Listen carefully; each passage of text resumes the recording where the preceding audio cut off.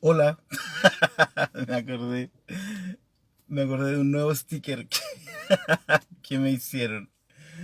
Em, buenos días, buenos días, buenos días. Abrazos cariñosos para todos. Antonia parece que ha retomado el liderazgo de la llegada al salón de clases. Buen día, apocalípticas y apocalípticos. Que comience el juego. Está bueno. Me gusta cuando parten con humor. Me gusta cuando parten con humor. Buenos días, Alfonso, Julio, Fer, Nicole, eh, Javier, con su risa maléfica. Ya, bueno, vamos a hacer lo que hacemos siempre, primero que nada, o antes que todo, vamos a enviar el enlace, el cual evidentemente ustedes pueden compartir con quienes ustedes quieran, ¿no? Entonces vamos a los 143.000, aquí está, enlace de la clase de hoy, ahí está. Lulu Campos, Ruth Bustamante, buenos días. Buenos días, buenos días. Ya, aquí está el enlace entonces. Y em, vamos a enviar el enlace para allá también. Y por último,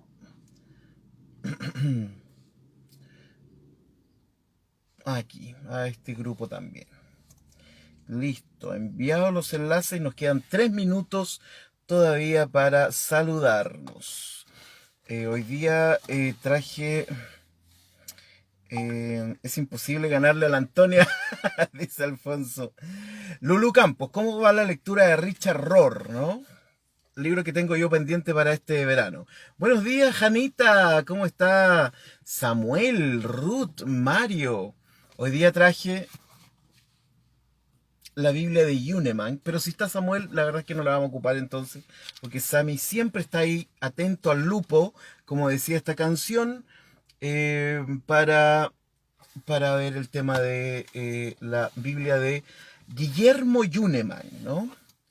Una traducción hecha acá en Chile, una de las importantes traducciones bíblicas que tenemos para estudiar el texto bíblico. Mi hijo me quiere pasar a Rodolfo. Richard Rohr me cambió la vida, dice. Es buenísimo Richard Rohr. Es muy, muy bueno. Así que, qué bueno, porque es una lectura que yo tengo. Es uno de los libros que me enviaron editorial Juan 11, ¿no? Así que nos quedan 2 minutos para iniciar, así que puede prepararse un café. Yo no alcancé a tomar desayuno, así que como si que me enojo en la mitad de la clase, es solo por eso. Como dice el meme, perdóname perdóname por lo que dije cuando tenía hambre, ¿no? Miranda, hola, Grego, hola, buenos días. Prepárense un rico café, tecito, un mate. Hemos pasado un fin de semana sumamente intenso, ¿no? Desde la semana pasada. Nosotros en la iglesia hicimos el culto de Navidad vía Zoom. Después tuvimos nuestra meditación el día sábado, que a mí me llena mucho esa... Bueno, es meditación y oración, ¿no? Hacemos primero una primera parte, una especie de preparación corporal, mental, ¿no? Espiritual, para llegar a la oración, ¿no? Entonces es súper lindo ese tiempo para quienes lo vivimos. Y ayer domingo tuvimos el último culto del año, igual tuvo como con la perita media tiritona el servicio, así que bien.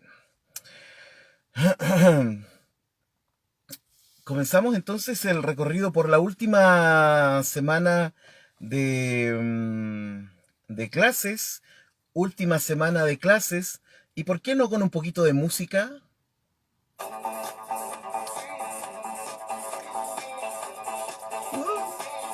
Yeah. Vamos a partir con buena música esta última semana de clase. Se nos va el año.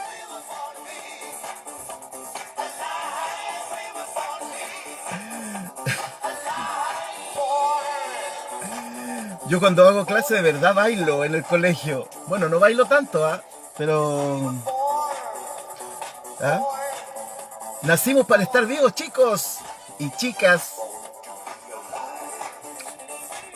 Yo sé que a muchos les gusta esta música.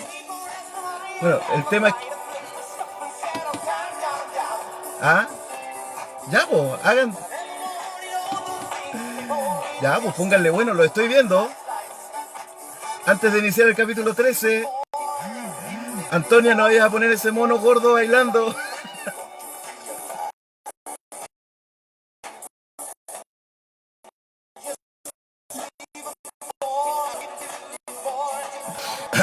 Bueno, en serio.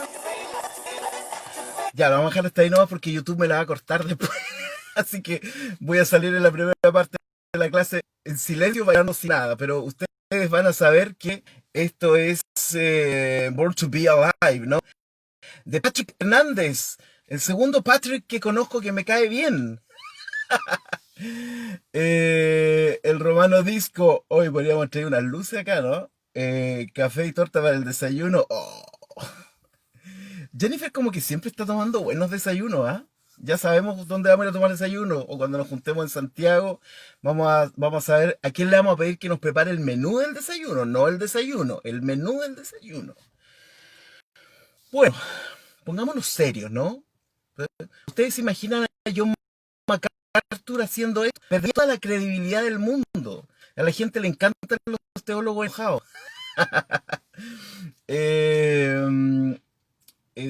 ¿Cuándo? ¿Se acuerdan que el otro día yo les decía, vean una foto de Calvino, de Lutero, de Zwingli, algunos sale riéndose, todo enojado, ¿no? Imagínense un Paul Tillich, un Karl Barth, un Rudolf Bullmann, Schillebeck, ¿no? Hans Küng, todo enojado. Entonces, imagínense, salen bailando. ¿Qué credibilidad tiene este curso? Ya, vamos a lo nuestro entonces. Y hoy día lo primero que vamos a hacer es analizar. Que me escriben cosas que me hacen reír. Ya. Vamos entonces al texto. Apocalipsis capítulo 13. Tengo que confesarles algo. Hola Manuel Naranjo, ¿cómo estás, hermano? Tengo que confesarles algo. Hoy día no vamos a llegar al 666. No vamos a llegar al 666. Porque el 666 está al último del capítulo. Yo creo que nos vamos a tomar 2 o 3 días, 2 días quizás, ¿no? Para estudiar ya iban a empezar a bajar las visitas, ¿no? Iba a quedar solo uno, mi mamá. Entonces, no vamos a ver el 666. Pueden llamarle. Miren, la verdad es que no es publicidad engañosa, ¿ah? Porque yo no dije en lo que les escribí que íbamos hoy día a ver el 666. Yo dije que hoy día comenzamos a ver el capítulo 13. ¿Dónde estaba el 666? Así que en realidad no es publicidad engañosa. Si ustedes lo leyeron mal, a ver, ¿qué fue lo que escribí? Ah, no puedo ver aquí qué fue lo que escribí. Ah, sí, aquí puedo ver qué fue lo que escribí. Mire, hoy lunes iniciamos el estudio del capítulo 13 de Apocalipsis, que entre otras cosas nos trae la información del número misterioso más famoso de la historia. No dije que hoy día íbamos a ver el 666, dije que hoy día veíamos el capítulo y no lo vamos a alcanzar a ver. Así que... I'm sorry. Llegaron desordenados hoy día. Llegaron desordenados. Están perdiendo credibilidad. Están perdiendo credibilidad con este... Qué buena esta canción.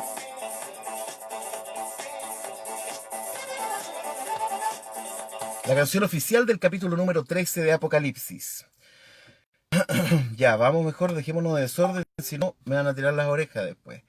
Hemos sido engañados. Oye, tienen que leer bien la información. Lean bien la información. ¿Ah? No es culpa mía.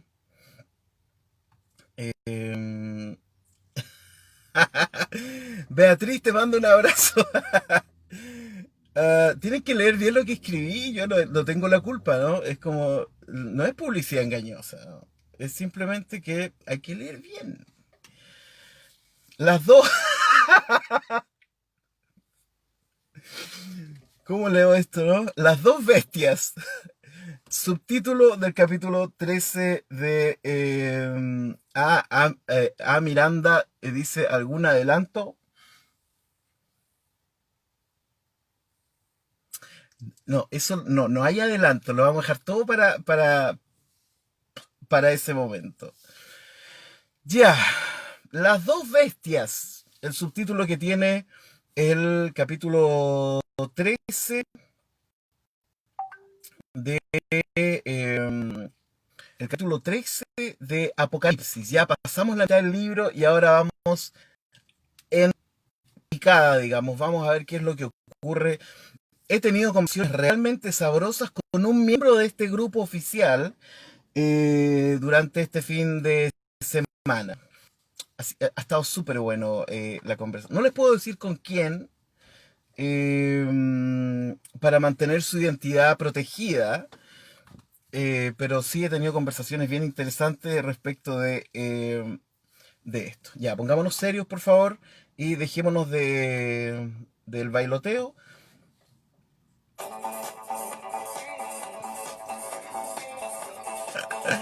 ¿Saben que voy a dejar de hacer eso? Porque me van a hacer otro sticker y ya no quiero más stickers. Ya, vamos. Pongámonos serios, ¿no?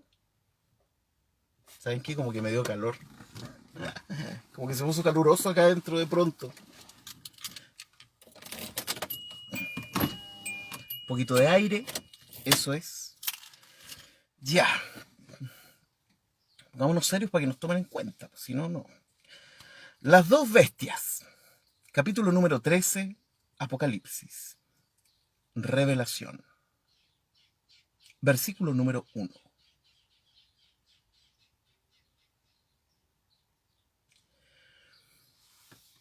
Les conté que la semana pasada, eso es lo que odia a mi señora.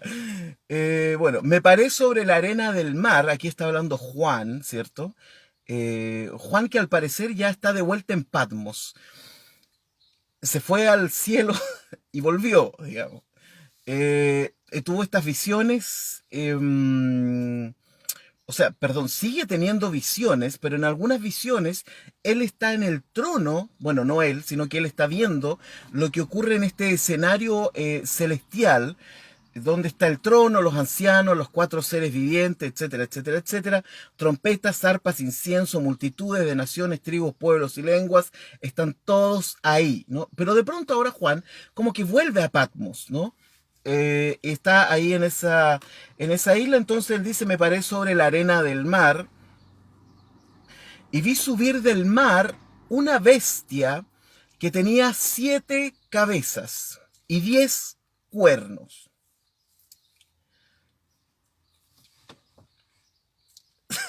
Y en sus cuernos 10 diademas y sobre sus cabezas un nombre blasfemo.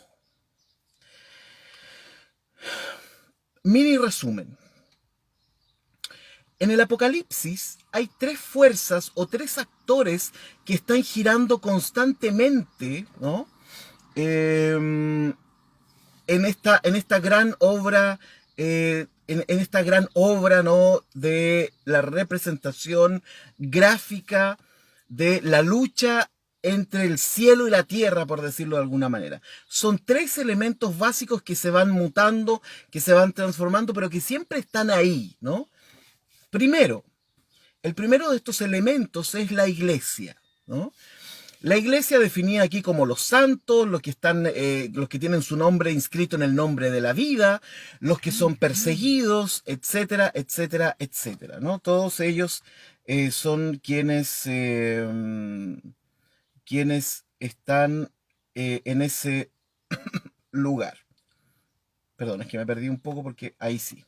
Entonces, el primer actor es la iglesia. Después vamos a tratar de definir qué significa esto en términos de quiénes son, ¿no?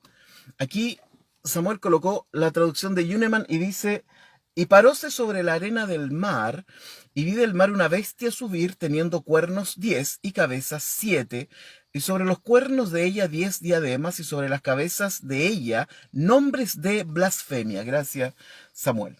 Entonces, volvamos un poco a lo que le estaba diciendo. Hay tres actores, ¿no? En este escenario. Primero está la iglesia, ¿no? La iglesia, los santos, los redimidos, etc. Después vamos a tratar de ver si ponemos de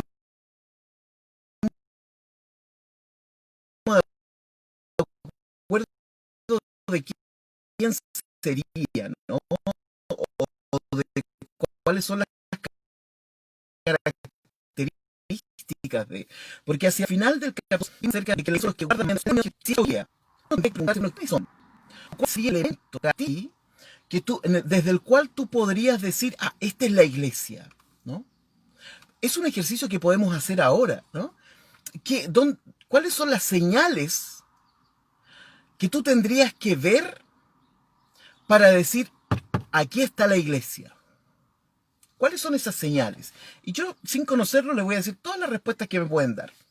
Para algunos, la iglesia tiene que ver con milagros, ¿cierto? De hecho, todos los movimientos carismáticos, movimientos neopentecostales se paran sobre la base de que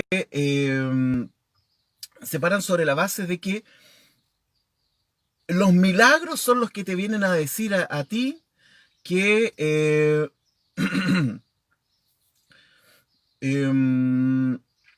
miren, están teniendo problemas con el audio. Qué pena. No se me ocurre qué puede ser. Déjenme ver.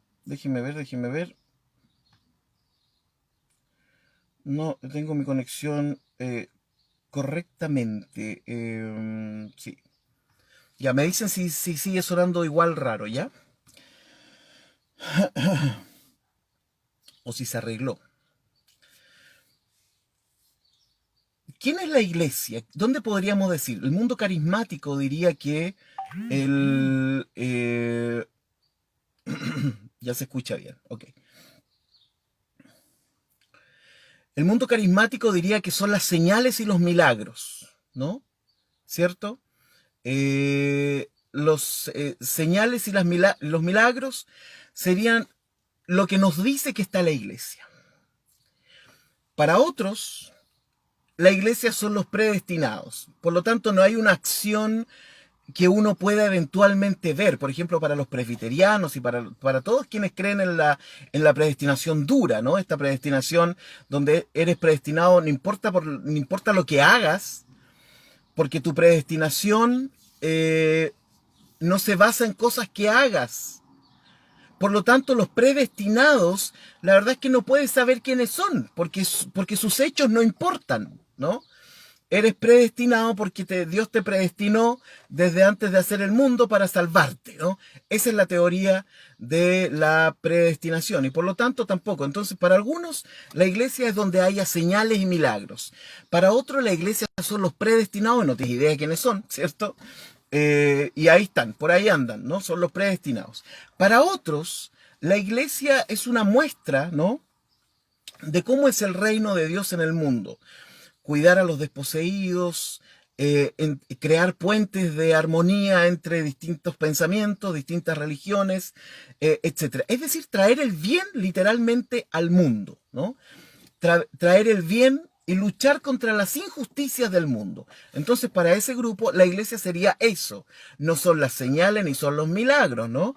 De hecho, Jesús mismo dice que al final de los tiempos van a haber señales y milagros y la gente va a creer en eso. A la gente le gustan las señales y los milagros, ¿no? Entonces, cada uno podría dar cuenta de qué significa esto, ¿no? De cuál es la iglesia. Pero bueno, volvamos al principio. Entonces, en Apocalipsis primero está el grupo de los salvos, por decirlo de alguna manera. Un segundo grupo son los enemigos de estos salvos, ¿no? Los que le hacen la guerra a la iglesia. Los antiteocráticos, podríamos decir, ¿no? Antiteocráticos. Y por lo tanto, ahí en Apocalipsis está representado por Roma, ¿cierto? Por el Imperio Romano. También por cierto tipo de judaísmo que al parecer es un persecutor de la iglesia en este tiempo. No está, al parecer, evidenciado que el judaísmo hubiera hecho una alianza con Roma para perseguir a la iglesia. Eso al parecer no está testimoniado históricamente, así que puede ser simplemente un rumor. Entonces tenemos primero el grupo que es la iglesia, en segundo grupo los que persiguen a la iglesia, y todo esto está enmarcado en un tercer ambiente que sería el ambiente celestial, ¿no? Entonces, este ambiente celestial está en conexión, ¿cierto? Este ambiente de lo sobrenatural está en conexión con la iglesia por medio de Juan, y este ambiente de los enemigos de Dios también tienen su mundo celestial, ¿cierto? Con estas imágenes del dragón, de las bestias, ¿no? Y de todas esas cosas que ya hemos visto en los primeros capítulos de Apocalipsis, las catástrofes, todo lo que viene, todos estos animalitos, estos bichitos, ¿no? Con formas distintas, etcétera. O sea, tanto la iglesia como los enemigos de la iglesia tienen como su mundo sobrenatural, ¿no? Tienen como este mundo supranatural incluso, si uno quiere, ¿no? Por lo tanto, ambos de alguna forma tienen el apoyo de un mundo de lo metafísico, ¿no? Y por lo tanto, esta guerra entre la iglesia y el perseguidor de la iglesia también se replica en el ámbito de lo metafísico con los ángeles de Dios y los ángeles del dragón, ¿no? Que lo vimos en el capítulo anterior, que se lleva la tercera parte de las estrellas, de los ángeles del cielo, y que entablan una lucha contra Miguel, ¿cierto? Mijael, el ángel protector de Eretz Israel, ¿no? Entonces, si ustedes se fijan, lo que estamos presenciando en Apocalipsis es una lucha cósmica, una lucha en la tierra, ¿cierto? Iglesia versus los opositores de la iglesia, y en el cielo, ¿cierto? Los ángeles de Dios versus los ángeles del dragón. Entonces tenemos dos mundos que están en una pugna cósmica.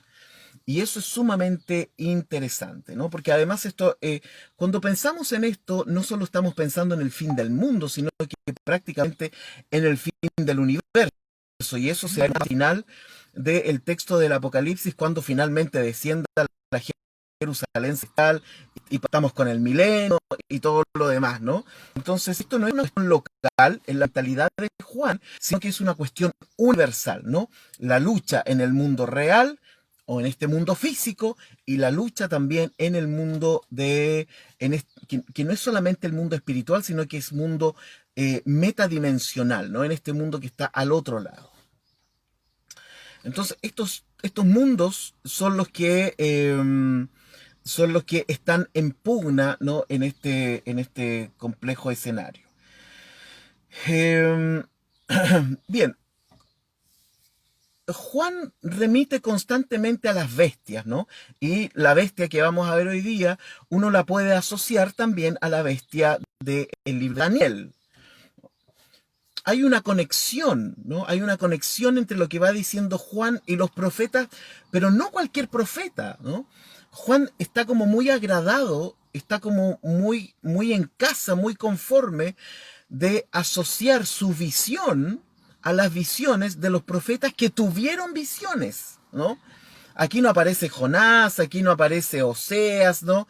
No. Aquí aparecen los profetas que tuvieron visiones. Y los profetas que tuvieron visiones son Daniel por un lado, Ezequiel también por otro, y hay otros profetas que están fuera del canon bíblico, pero que son parte de la tradición, como Enoc, por ejemplo. Entonces Juan se siente de alguna forma ligado a los profetas visionarios, ¿no? No los profetas que denunciaban los males sociales de su tiempo. Juan no se mete mucho ahí realmente, ¿no? Juan no está asociado a los profetas, digamos, que denunciaban los males de su tiempo. Que además muchos de estos males de su tiempo venían desde el mismo interior de Israel. No, Juan no se mete ahí. Juan se asocia, ¿no? Espiritual y mental y visionariamente con los profetas que tuvieron visiones. Y ojo con eso, que uno de ellos es Daniel, y Daniel fue otro libro que le costó entrar en el canon. O sea, Daniel en el Antiguo Testamento y Apocalipsis en el Nuevo Testamento son dos libros que tuvieron bastantes dificultades para quedar dentro de la Biblia, justamente porque la cantidad de visiones que tienen, y ya lo hemos explicado en otras ocasiones, el problema con las visiones son las analogías.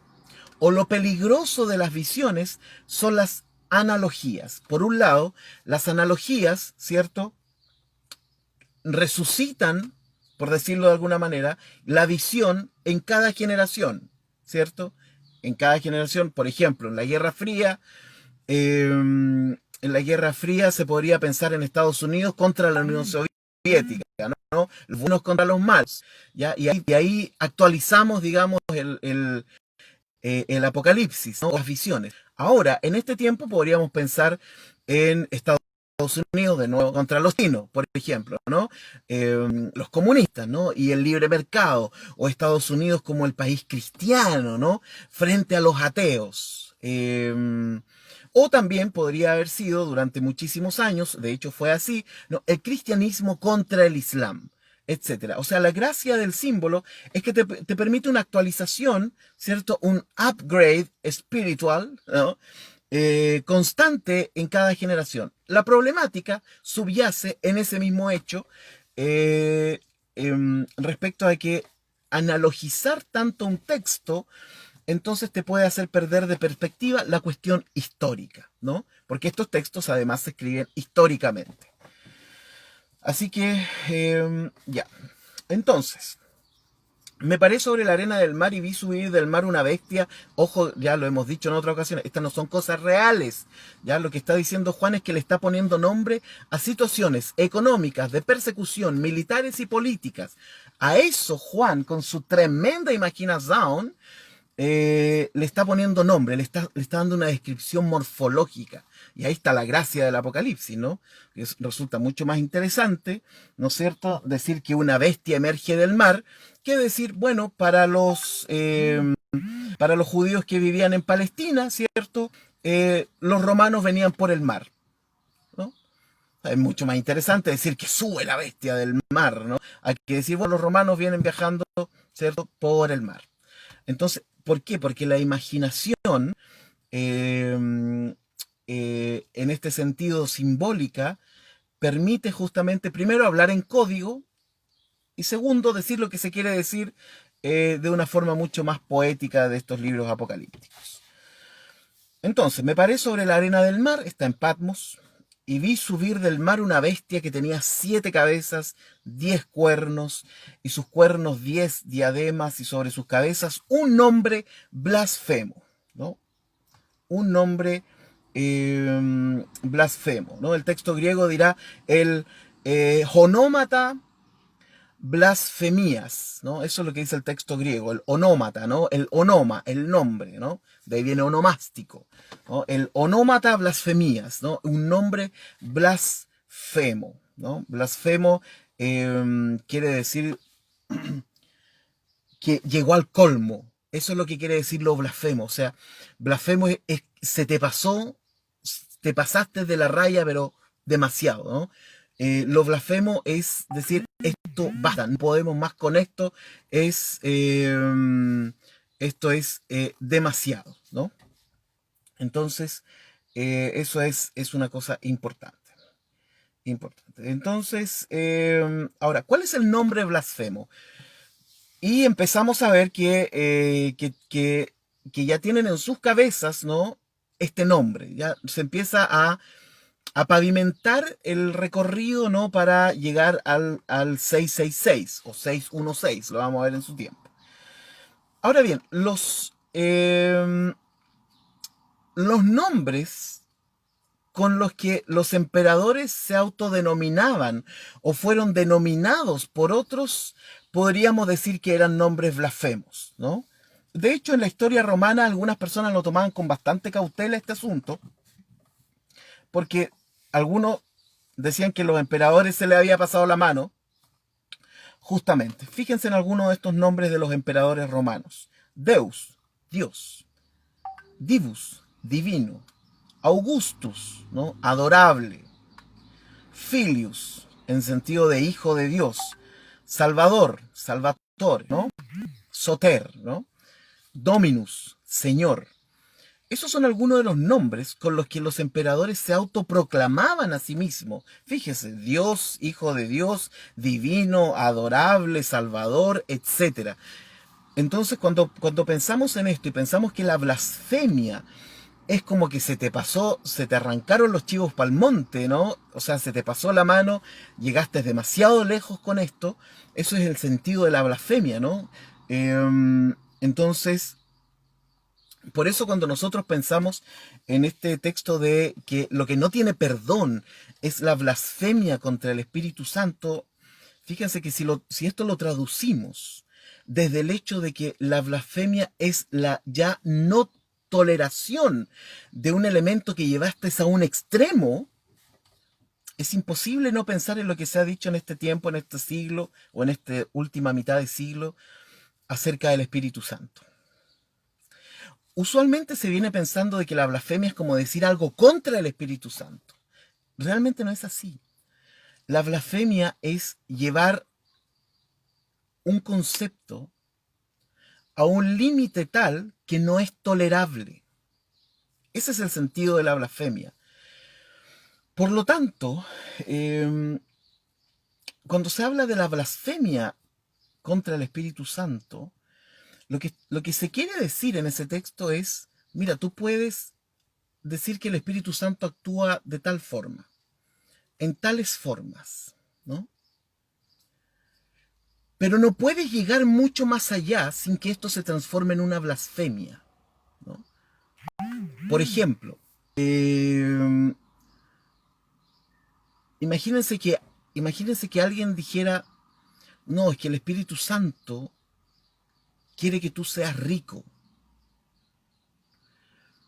El Espíritu Santo quiere que tú tengas bienes. El Espíritu Santo quiere que... Eso es blasfemia. Es tomar un elemento que está naturalizado en nuestra forma de entender lo espiritual y lo llevas al límite de lo intolerable. Al límite de lo intolerable. Cuando llegas a ese límite de lo intolerable, eso es blasfemia. No es decir contra, sí, el Espíritu Santo es no sé qué, contra el Espíritu. Eso no es, eso es fácil, digamos, ¿no?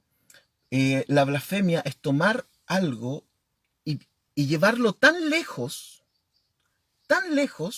que finalmente terminas diciendo lo contrario de lo que su concepción esencial quería decir, ¿no? Entonces, ese es el punto. Por eso, la comunidad es la que regula, la iglesia es la que regula, ahí está justo la que estaba preguntando Samuel, es la iglesia la que nos regula a nosotros, ¿no? Es la iglesia. Si la iglesia no te regula, es porque primero pavimentaste el camino hacia tu propia divinidad. Ejemplo, cuando un pastor le dice a su comunidad que este pastor es ungido, que tú no puedes hablar contra este pastor, ¿no? No puedes hacer eso. No te puedes levantar contra el pastor, etcétera. No puedes decir algo contra el pastor y bla, bla, porque el pastor está en un nivel espiritual, digamos. Bueno, eso lo que estás haciendo con eso es que estás pavimentando el camino para la blasfemia, ¿no? Porque después de que el pastor diga eso, entonces la comunidad nadie lo puede frenar, digamos, ¿cierto? Es imparable. Después el pastor puede decir lo que quiera y puede llevar los conceptos que deben ser medidos comunitariamente, ¿cierto? Equilibrados comunitariamente, el pastor puede hacer lo que quiere, ¿no? Y decir que el Espíritu Santo quiere que seas rico, que seas poderoso, y que si no lo eres es porque eres un pecador, etcétera, etcétera. Ya, porque primero pavimentó el camino. Entonces la blasfemia es eso, es llevar una idea hasta el límite de lo intolerable. Y eso intolerable quiere decir que transformas esta idea en algo totalmente opuesto de lo que era la idea esencial. O sea, tomas algo y lo transformas en una cosa distinta, ¿no? Lo sublimaste de tal forma, pasaste de un estado a otro sin pasar por el estado intermedio. Eso es lo que en química significa sublimar, ¿cierto? O sea, pasar del agua, no sé, del vapor al hielo, ¿no? Sin pasar por el estado líquido. Entonces, eh, entonces uno podría decir que la blasfemia es más común de lo que uno piensa. Por eso uno ser regulado por la comunidad. Y la comunidad tiene el derecho de regular a sus pastores, ¿no? De regular a sus pastores. Entonces, claro, cualquier hermosa idea que aparezca en la Biblia en términos teológicos, si tú la tomas, si la transformas en lo opuesto de su idea esencial, es de alguna forma un tipo de blasfemia, ¿no? Ahora, yo no sé si no tendrá perdón o no, ¿no? El sentido de ese texto es, mira, esto es terrible, no puedes tomar una idea, ¿no? Es como cuando, no sé, transformar a Jesús, eh, del hielo al vapor, eso, lo contrario. Gracias, Alfonso.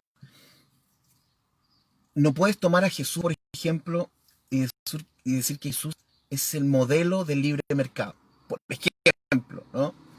No puedes hacer eso, ¿no? Curiosamente, y curiosamente, a Jesús en el país del norte, la bestia, no mentira, en el país del norte, lo han transformado en merchandising. O sea, cuando transformas el, el símbolo del amor, de la paz, del cuidado y del respeto por el otro en un símbolo de ventas, transformaste una cosa en blasfemia. Terminaste haciendo que Jesús se transforme en un símbolo de ventas, en un símbolo de éxito, en un símbolo de raza, porque ahora es blanquito y rubio de ojos azules, etcétera, etcétera, etcétera, ¿no? Entonces tenemos blasfemias bastante más comunes de lo que uno puede pensar. No es decir algo en contra de, no, no es eso, ¿no? De hecho, si ustedes se fijan, si ustedes se fijan en las tentaciones del desierto, lo que intenta hacer el Satán es justamente transformar un elemento positivo y llevarlo hasta el límite de lo aguantable en relación a Jesús. Transforma las piedras en pan. Lánzate, ¿cierto?, de este edificio, ¿no? O sea, lo que intenta hacer Satanás es justamente blasfemar en términos de que quiere tomar las imágenes, ¿cierto?, la forma, el diálogo, el poder, si uno quiere, de Jesús, y llevarlo al límite de lo imposible, ¿no? O sea, mundanalizarlo, transformarlo en una chacra, diríamos, en Chile. Entonces, eh, nota de la Biblia de estudio Andrews: nombres de blasfemia es un poder religioso que pretende facultades que corresponden a Cristo. No sé si yo estaría tan de acuerdo con esa... Con, pero es tu Biblia nueva, hermano, así que sí voy a estar de acuerdo con eso. Entonces, ojo, que la blasfemia es la autorregulación de la comunidad. La autorregulación de la comunidad. Otro ejemplo terrible. Ana Maldonado tiene un video en YouTube dando vuelta que habla sobre El Shaddai. No voy a decir más porque por respeto a quienes están aquí. Búsquenlo. Y fíjense cómo se refiere a Dios. Entonces, cuando tú te encuentras un movimiento que pretende decir que los pastores y las personas deben ser exitosos, con dinero, con bienes, deben vivir como príncipes, etcétera, etcétera, etcétera, eso es blasfemia. Has tomado el Evangelio, que dice todo lo contrario de eso, ¿no?, y lo has transportado a un límite de lo inaguantable. Porque claro, podemos decir que en Occidente los cristianos pueden vivir bien, ¿cierto? La idea es que vivan tranquilos, que sean honrados en su trabajo, que tengan un sueldo acorde con sus comunidades, etcétera, etcétera, etcétera, ¿cierto? Pero una cosa distinta es que el pastor tenga un jet, un helicóptero, su propia, etcétera, isla, bla, bla, bla, bla, bla. Entonces, eso es. ¿Ya? Eso es la famosa blasfemia que aparece aquí. Entonces, cuando vemos el nombre blasfemo, es justamente esto, ¿no? Porque una cosa es que el emperador diga, bueno, soy el emperador, soy el César, ¿no? Soy el regente, lo que tú quieras. Pero otra cosa es cuando ya el emperador dice, bueno, yo soy Dios, ¿no? Soy divino, soy Augustus, ¿no? Soy adorable, soy digno de adoración. Ahora levanten estatuas, ¿no? Y ríndanme ofrendas, y ríndanme pleitesía, etcétera, ¿no? O sea, eso es blasfemia. Tomas algo que es natural en un consensus, ¿cierto? Social, en el caso de la iglesia, en un consensus espiritual, y de pronto lo sacas de eso, ¡pum! Y lo elevas a un grado de lo indecible, ¿no? De lo indecible. Eso es blasfemia. Bueno,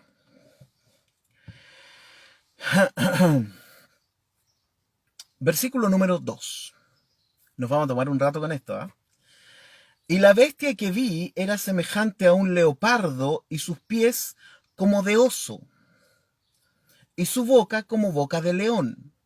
Y el dragón le dio, ya habíamos hablado del dragón, ¿cierto? El dragón que se trajo la tercera parte de los ángeles. Y el dragón le dio su poder y su trono y grande autoridad. Eh, entonces aquí tenemos dos actores, ¿no? Primero está el dragón y ahora aparece una bestia, ¿no? Esta bestia que tiene, que es semejante a un leopardo, pies de oso, boca de león, como una canción, ¿no? Y tenía patas de león, león, león. Eh, Ahora, todos estos animales también están representados en Daniel, ¿no? Exacto, gracias Alfonso, justo. En Daniel capítulo 7. Ahí está Juan pensando en clave de Daniel. Ahora, pensemos lo siguiente. Las bestias del libro de Daniel son imperios, ¿ya? El imperio de Alejandro Magno, el imperio romano, el imperio babilónico y el otro, ya ni me acuerdo. ¿Ya? Pero eran imperios, o sea, todos están de acuerdo en que las bestias que ve Daniel son en realidad poderes fácticos, ¿cierto?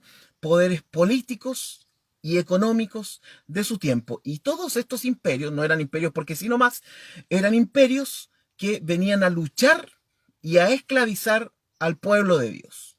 ¿Ya? Por lo tanto, no tiene que ver con otros imperios, ni con los incas, ni con los aztecas, ni nada, porque estos imperios no tenían nada que ver. Estos son imperios que tienen que ver con el pueblo de Dios. En Daniel, por lo tanto, si Juan está hablando de bestias casi similares, ¿cierto? Prácticamente iguales, lo que nos está diciendo es que está hablando de imperios, ¿cierto? Poderes fácticos que luchan contra la iglesia, ¿no? Contra la iglesia. Ahí está el asunto. Por lo tanto, eso nos aclara y nos sirve que estas bestias no son bestias, ¿no? Sino que son poderes, ¿no? Se habla de los emperadores romanos, ¿cierto? De las 7 colinas de Roma, etcétera, etcétera. Una forma bastante gráfica de decir frente a qué cosa estamos aquí. Así que nadie, por favor, vaya a pensar que hay una bestia con forma de o con dragones de 7 cabezas, etcétera, saliendo del mar, ¿no? Sino que estas son formas simbólicas de decir cuestiones que están ocurriendo en su tiempo, ¿no? Vi una de sus cabezas como herida de muerte, pero su herida mortal fue sanada. Y se maravilló toda la tierra en pos de la bestia, ¿no? Algunos piensan que este es Nerón, porque se decía en aquellos tiempos que Domiciano era algo así como la resurrección de Nerón. Y por lo tanto esto sería como la bestia que fue herida pero que fue sanada. Si lo asociamos esto a los emperadores romanos. Esta es una de las teorías, ¿no? Que se barajan respecto de esto. Entonces, de estas cabezas que tiene 7 cabezas, ¿cierto? Una de estas fue herida a muerte, pero su herida mortal entonces fue sanada y se maravilló toda la tierra en pos de la bestia, ¿no? Toda la tierra, es decir, todo el mundo conocido. Aquí está la versión de Yuneman. Y una de sus cabezas, como degollada para muerte, miren, y el golpe, ay, vamos a ver, y una de sus cabezas como degollada para muerte, miren, Yuneman ocupa la misma palabra de degollar respecto al cordero. Y el golpe de su muerte se curó, y maravillóse entera la tierra tras de la bestia. Bien. Eh, Alfonso dice, la herida de muerte es una parodia de la muerte de Cristo, sí. Se maravilló. Bien, eso es entonces el versículo número 3 de esta bestia que está saliendo, que hay que tratar de entender qué significa esta bestia, que según la mayoría de los comentaristas, entonces esta bestia sería Roma, ¿no? Roma. Versículo número 4. Y adoraron al dragón que había dado autoridad a la bestia. Y adoraron a la bestia, diciendo, ¿quién como la bestia? ¿Y quién podrá luchar contra ella? ¿No? Aquí evidentemente podemos hacer un... podemos hacer un símil, ¿no? de cómo los romanos pensaban acerca de Roma, ¿no? Y del poder del imperio romano, ¿no? Ellos veían que Roma era la luz, ¿cierto? La luz del mundo, y por lo tanto decían, ¿quién puede levantarse contra Roma? ¿No? ¿Quién puede osar pensar acerca de esto? A mí me vino a la mente este texto de Pablo que lo comentamos en Romanos, ¿se acuerdan? Cuando el texto decía que toda autoridad fue puesta por Dios. Hicimos un largo comentario acerca de el error de traer ese texto hacia nuestro mundo y decir que toda autoridad, digamos, está, porque cuando uno dice toda autoridad fue puesta por Dios, es como que toda autoridad está bendecida por Dios, ¿no? Bueno, cuando vemos estos textos de Apocalipsis, uno se puede preguntar, ¿en serio? O sea, ¿así funciona? Porque si traemos ese texto de Pablo, por eso no tenemos que leer esos textos así, peladitos, ¿no? Hay que leerlos.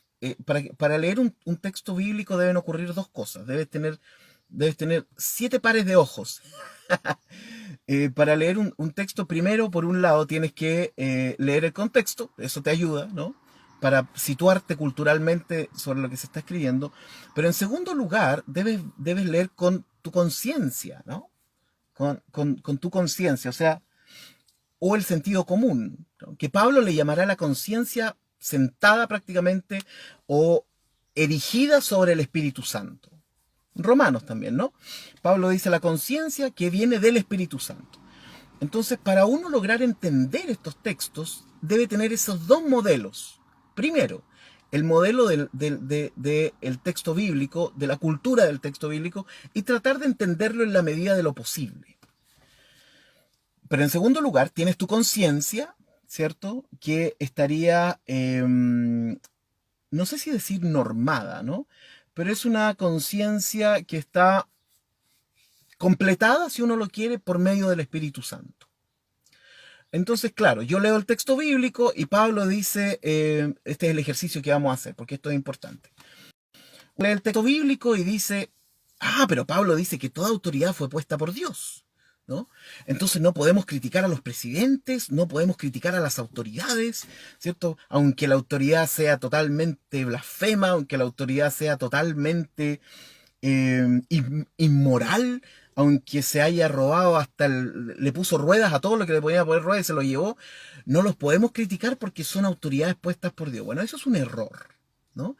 ¿Dónde está el error? Perfecto, Pablo escribió eso sabiendo que posiblemente los romanos iban a leer su carta, así que, como decimos, ni tonto ni perezoso, dijo hágale caso a las autoridades. Bien, ahí está el contexto. Pablo sugiriendo eso. Ok, pero ahora yo tengo que leer con mi conciencia. Lo que yo el Espíritu Santo entonces me permite analizar también la realidad desde una perspectiva holística, podríamos decir, ¿no? Para que los New Age se sientan felices en este curso. Eh, y, y mi conciencia me dice que no, que yo no puedo pensar que autoridades inmorales, ¿cierto? Inmorales, indecentes, ¿cierto? Son puestas por Dios. Y que yo no puedo hacer nada, que tengo que quedarme así como, bueno, róbese lo que quiera. No puede ser eso. Por último, lo castigo con mi voto o con mi no voto, ¿no?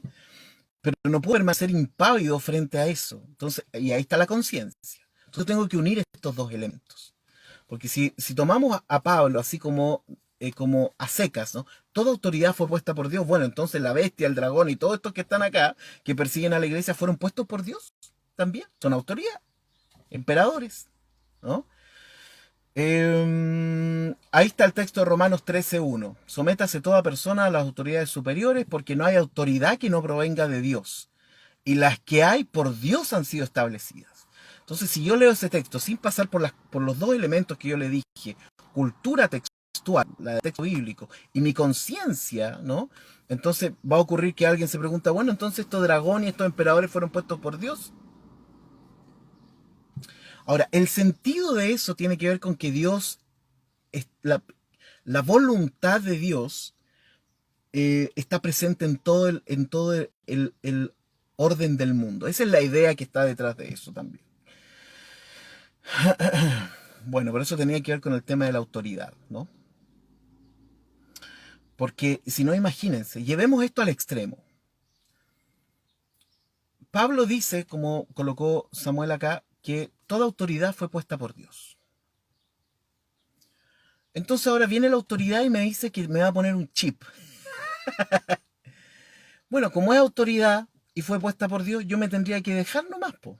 ¿Se dan cuenta de las incongruencias? Porque es autoridad, ¿no? Eh, entonces, no, no podemos hacer eso. Por eso tenemos la conciencia. Tenemos que usar esa conciencia atestiguada, ¿no?, por el Santo Espíritu que nos permite, ¿no? O nos debe permitir reconocer dónde está el mal, ¿cierto? Cuando Jesús dice, líbranos del mal, ¿cierto? Esa conciencia nos tiene que permitir ver eso, ¿no? Entonces, por ejemplo, no sé, en el norte de Chile se están robando el agua, pero a manos llenas, ¿no? Los pequeños agricultores la están pasando pésimo y los productores de palta se están llevando toda el agua.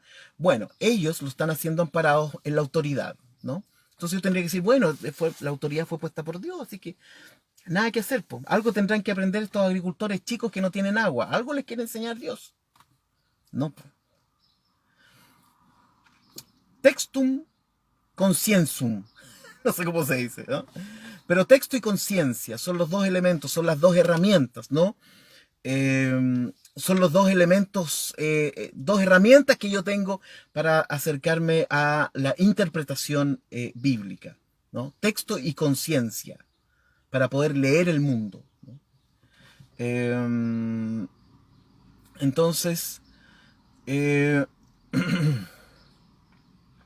estamos llegando casi al final. Voy a ver si alcanzo a leer el último. No, no alcanzo a leer el último. Ya, vamos a avanzar en estos primeros 4 versículos nomás para. No tenemos. ¿Alguien tiene apuro? No. Entonces, el 666 yo creo que lo vamos a terminar viendo como el miércoles.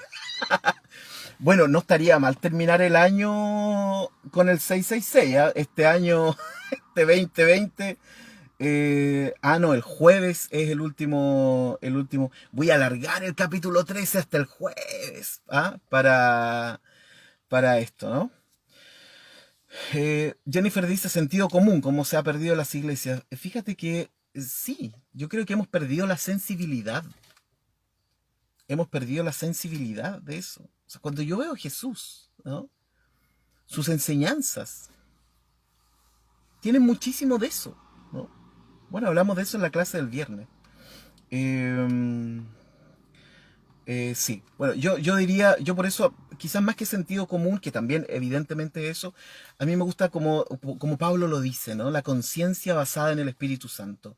Esa conciencia es importante. Bueno, hablamos de varias cositas en esta primera clase.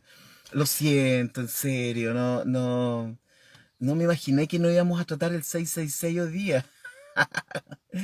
La verdad es que sí lo imaginé. Ya. em, y nos vamos, po, con esta música. Oh, me acuerdo cuando trabajaba en radio. Bueno, nunca toqué esta canción, sí, pero trabajaba en puras radios cristianas.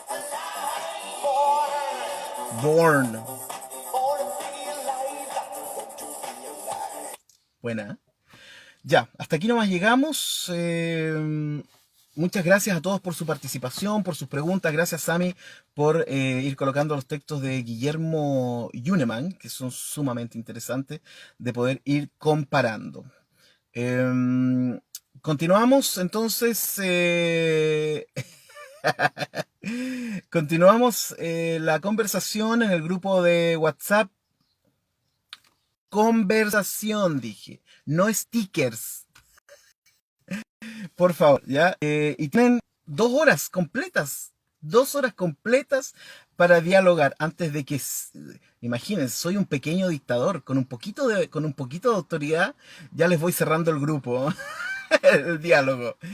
Imagínense con más autoridad, ¿no? Sería terrible, ¿no? Ya, les mando un abrazo, que lo pasen bien. Como siempre ha sido un gusto para mí y sanador y terapéutico poder estudiar la Biblia con ustedes. Tremendamente inspirador este tiempo. Provocará la envidia de Travolta. Y eso que no me han visto. No, lo voy a decir mejor, ¿no? Ya. Bueno, me agoté. Ya. Chao, queridos amigos, amigas, hermanos, hermanas. En la fe, shalom, como dice el señor Spock, larga vida y prosperidad también. Eh, Hablé toda la clase en contra de la prosperidad. ¡Turunchan! Bueno, pero lo dijo el señor Spock, no yo. Así que eso. Goodbye. Nos vemos, si Dios quiere, mañana.